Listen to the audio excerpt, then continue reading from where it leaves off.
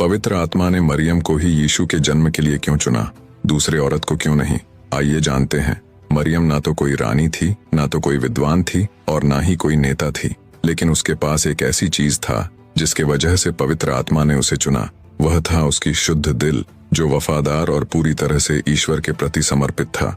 लूका का सुसमाचार हमें बताता है कि मरियम को ईश्वर का अनुग्रह मिला। वह अत्यधिक अनुग्रहित थी, उसकी स्थिति या उपलब्धियों के कारण नहीं, बल्कि परमेश्वर की योजना में उसके अटूट विश्वास के कारण था। जब स्वर्गदूत गैब्रियल मरियम के सामने प्रकट हुआ था और घोषणा किया कि वह परमेश्वर के पुत्र को जन्म देगी, तो उसकी प्रतिक्रिया संदेह या प्रतिरोध की नहीं थी। इसके बजाय उसने विनम्रता पूर्वक कही, मैं प्रभु की दासी हूँ, आपके वचन के अनुसार मेरे साथ ऐसा ही हो। यहाँ पर हमें पता चलता है कि मरियम का विश्वास असाधारण था। उसने विनम्रता, आज्ञाकारिता और साहस के गुणों को अपनाई थी, जो उसे दिव्य योजना या यीशु के जन्म के लिए एकदम सही पात्र बनाया।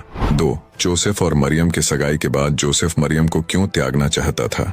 आइए जानते हैं इस वीडियो में। जोसेफ और मरियम के सगाई के बाद एक दिन जब जोसेफ को पता चला कि मरियम गर्भवती है, तो उसे अंदर तक हिला दिया।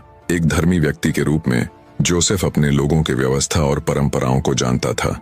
अपने लोगों के लिए मरियम की गर्भावस्था एक विश्वासघात, बेवफाई का कार्य बन सकती थी, जिसके गंभीर परिणाम हो सकती थी।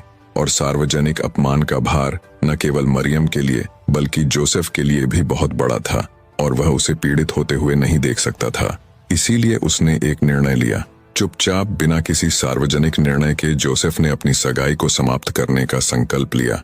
यह एक निजी कार्य मरियम को सार्वजनिक निंदा की कठोर चमक से बचाने का एक निर्णय था, लेकिन यह निर्णय क्रोध या आक्रोश से पैदा हुए विकल्प नहीं था। यह करुणा में निहित निर्णय था। अपने दर्द में भी जोसेफ ने मरियम की रक्षा करने की प्रयास की, जिससे वह प्यार करता था। लेकिन जोसेफ की कहानी यहीं खत्म नहीं हुई। उसी रात जब वह अपने विचारों की शांति में लेटा था, एक दिव्य संदेश उसका इंतजार कर रहा था। एक प्रकाशित वाक्य जो सब कुछ बदल दिया। उसके सपने में एक स्वर्गदूत आया और उसे बताया कि मरियम के गर्भ में जो है वह पवित्र आत्मा की ओर से है, और मरियम को अपनाने का आज्ञा दिया।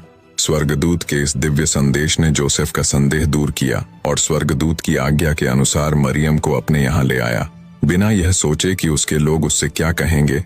3. जब मरियम और जोसेफ गलील के नगर नासरत में रहते थे, तो यीशु का जन्म नासरत से बहुत दूर यहूदिया के बैतलहम नगर में कैसे हुआ? आइए जानते हैं विवरण सहित। उन दिनों रोमन साम्राज्य के शासक सीजर ऑगस्टस ने साम्राज्य की जनगणना करने का एक आदेश जारी किया, जिसमें जोसेफ और मरियम भी गलील के नासरत नगर से दाऊद के नगर बैतलहम को नाम लिखवाने के लिए गए।